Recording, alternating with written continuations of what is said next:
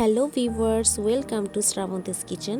অনেকদিন পর আজকে আমি আপনাদের জন্য নিয়ে এলাম একটি দারুণ রান্নার রেসিপি। তো চলুন ভিডিওটি শুরু করা যাক। প্রথমে একটি পাত্রে আমি এখানে নিয়ে নিচ্ছি বাসায় তৈরি করা বাটার মিল্ক। দিয়ে দিচ্ছি 1 চা চামচ পেঁয়াজের বেরেস্তা, 2 চা চামচ মরিচের গুঁড়ো, অল্প একটু হলুদের গুঁড়ো এবং স্বাদ মতো লবণ। সবগুলো উপাদান ভালোভাবে মিক্স করে নিচ্ছি। মিক্স করে নেওয়ার পর এখানে আমি দিয়ে দিচ্ছি মুরগির মাংস।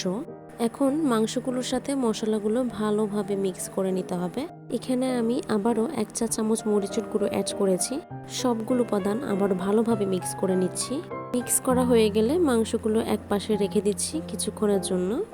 মাংসটি রান্না করার জন্য আমি এখানে প্রথমে একটি পাত্রে নিয়ে নিচ্ছি অল্প পরিমাণ তেল এবং ঘি। তেল ও ঘি হালকা একটু গরম হয়ে গেলে এখানে আমি দিয়ে দিচ্ছি পেঁয়াজ কুচি। হালকা একটু নাড়িয়ে চাড়িয়ে নেওয়ার পর এখানে আমি দিয়ে দিচ্ছি আদা ও রসুন বাটা। ভালোভাবে কুক করে নেওয়ার পর এখানে আমি এখন দিয়ে দিচ্ছি অল্প পরিমাণ পানি। সামান্য করে আবারও নাড়িয়ে চাড়িয়ে নেওয়ার পর এখানে আমি দিয়ে দিচ্ছি বাদাম বাটা। এখানে আমি কাজু বাদাম ইউজ করেছি। এখন ভালোভাবে নাড়িয়ে চাড়িয়ে নিতে হবে। বাটাটা পুড়ে না যাওয়ার জন্য এখানে আমি আবারও ইউজ করছি অল্প পানি এবং ভালোভাবে আবারও নাড়িয়ে চাড়িয়ে নিব। দিয়ে দিচ্ছি কয়েক ফালি কাঁচামরিচ। এখন এই সবগুলো উপাদান ভালোভাবে কুক করে নিতে হবে। এরপর দিয়ে দিব ম্যারিনেট করে রাখা মুরগির মাংসগুলো। হালকা একটু নাড়িয়ে চাড়িয়ে নিব। এরপর এখানে আমি দিয়ে দিচ্ছি অল্প পরিমাণ গরম পানি। ম্যারিনেট করে রাখা পাত্রটিতে কিছু মশলা লেগেছিল, তো সেই মশলাটাতে গরম পানি মিক্স করে আমি এখানে দিয়েছি। মাংসটি ভালোভাবে কুক করার জন্য এখানে আমি ঢাকনা দিয়ে ঢেকে দিচ্ছি কিছুক্ষণের জন্য। কিছুক্ষণ রান্না করার পর এখানে আমি দিয়ে দিচ্ছি স্বাদ মতো লবণ এবং আবারও ভালোভাবে মিক্স করে নিচ্ছি। আবারও ঢাকনা দিয়ে ঢেকে রান্না করে নেব কিছুক্ষণ। কয়েক মিনিট রান্না করে নেওয়ার পর এখানে আমি এখন দিয়ে দিচ্ছি 1 কাপ দুধ। এখানে আমি গরুর দুধটি ব্যবহার করেছি। এখন ভালোভাবে নাড়িয়ে চাড়িয়ে নেওয়ার পর মাংসগুলো ভালোভাবে রান্না করে নিতে হবে। মুরগির মাংসটি আমার রান্না করা হয়ে গিয়েছে। এখন ভাত রান্না করার পালা। প্রথমে একটি পাত্রে এখানে আমি দিয়ে দিব 2 চা চামচ ঘি এবং অল্প পরিমাণ তেল।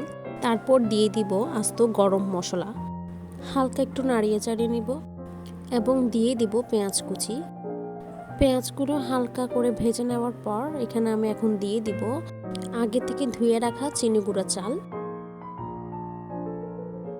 এখন ভালোভাবে সবকিছু নাড়িয়ে চাড়িয়ে নিতে হবে। তারপর এখানে দিয়ে দিতে হবে গরম পানি। আবারও সবকিছু ভালোভাবে নাড়িয়ে চাড়িয়ে নিব।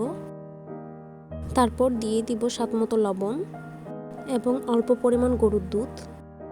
ভালোভাবে নাড়িয়ে চাড়িয়ে নিয়ে ঢাকনা দিয়ে ঢেকে ভাতটা রান্না করে নেব। পোলাও রান্না করার সম্পূর্ণ রেসিপিটি আমার চ্যানেলে দেওয়া আছে, আমি লিঙ্কটি ডেসক্রিপশন বক্সে দিয়ে দিব। তাই আমি সম্পূর্ণ প্রসেসটি এখানে আর দেখালাম না। তো ভাতটি পারফেক্টভাবে কুক হওয়ার পর এখন অল্প পরিমাণ ভাত আমি চামচ দিয়ে কেটে অন্য পাত্রে রেখে দিব এবং রান্না করে রাখা চিকেনগুলো এখানে দিয়ে দিব। অল্প পরিমাণ ঝোল এখানে দিয়ে দিব এবং বাকি এক্সেস ঝোলগুলো আমি পরবর্তীতে ভাতের সাথে খাওয়ার জন্য রেখে দিব।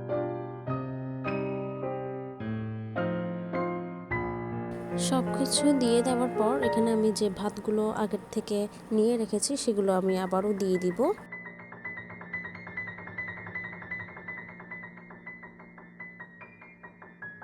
সব শেষে এখন আমি এখানে দিয়ে দিচ্ছি ঘি এবং পেঁয়াজের বেরেস্তা। এরপর সবশেষে ঢাকনা দিয়ে ঢেকে ভাতটি চুলা থেকে নামিয়ে নিব। তো তৈরি হয়ে গিয়েছে আমাদের খুবই মজাদার এবং সুস্বাদু মোরগ পোলাও। ভিডিওটি ভালো লাগলে লাইক, কমেন্ট এবং শেয়ার করতে ভুলবেন না যেন। Thanks for watching. টাটা।